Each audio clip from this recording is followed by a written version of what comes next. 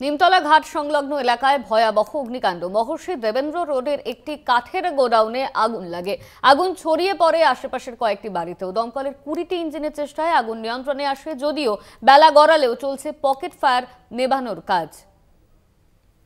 রাত 1টা নাগাদ নিমতলা ঘাট স্ট্রিট সংলগ্ন মহর্ষি দেবেন্দ্র রোডের আগুন, এবং সেই আগুনের বিভৎসতা এতটাই ছিল যে গোটা গোডাউন ভস্মীভূত হয়ে যায়। দমকল কর্মীরা নিরলস চেষ্টা চালিয়ে গিয়েছেন। প্রাথমিকভাবে স্থানীয় বাসিন্দা তারা আগুন নেভানোর কাজে হাত লাগিয়েছিলেন, কিন্তু আগুনের তীব্রতা এতটাই ছিল তারা কিন্তু সেটা পেরে উঠতে পারেননি। আগুন তো স্টার্টিং থেকে প্রচুর, ঠিক আছে, দমকল সবাই আমরা মোটামুটি করছি, ঠিক আছে, যত মানে সময় যাচ্ছে তত বাড়ছে।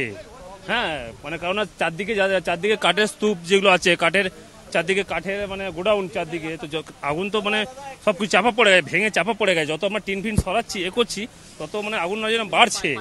দেখতেই পাচ্ছেন চারদিকে শুধু ধোঁয়া।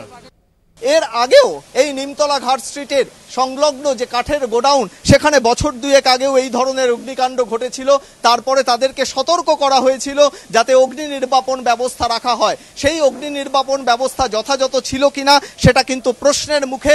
রাতভর এই আগুন নিয়ন্ত্রণের কাজে তদারকি করেছেন দমকল মন্ত্রী সুজিত বসু।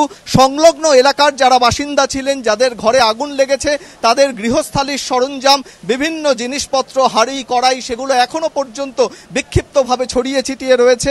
আপনাদেরকে বলা হয়েছে? দেখুন, আমাদের বলা হয়েছিল, অনেকেই কাঠগোলা আলারা অগ্নি নির্বাহন ব্যবস্থা করেছে। যেমন আমার এই গোলায় 4খানা আছে, আর একটা গোলায় 3খানা আছে, এরকম আমরা করেছি অনেকেই।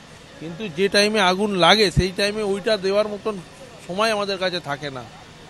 সব তো কাঠের স্ট্রাকচার, গায়ে গায়ে একটা ধরলে পরপর ধরতে থাকে। বিধায়ক তথা মন্ত্রী শশী পাজা ঘটনাস্থলে এসেছিলেন। যে সমস্ত মানুষজন ঘর ছাড়া হয়েছেন তাদের পুনর্বাসনের বিষয় বা তাদের ক্ষতিপূরণের বিষয়ে ইতিমধ্যেই কথাবার্তা বলা হয়েছে প্রাথমিকভাবে। তবে আগুন নেভানোর কাজ এখনো সকালেও সমানভাবে চলছে, কুলিং প্রসেস চলছে। যে সমস্ত পকেট ফায়ার রয়েছে সেখান থেকে যাতে নতুন করে আগুন ছড়াতে না পারে সেই দিকে নজর রেখেছে দমকল কর্মী এবং ডিজাস্টার ম্যানেজমেন্ট গ্রুপের সদস্যরা।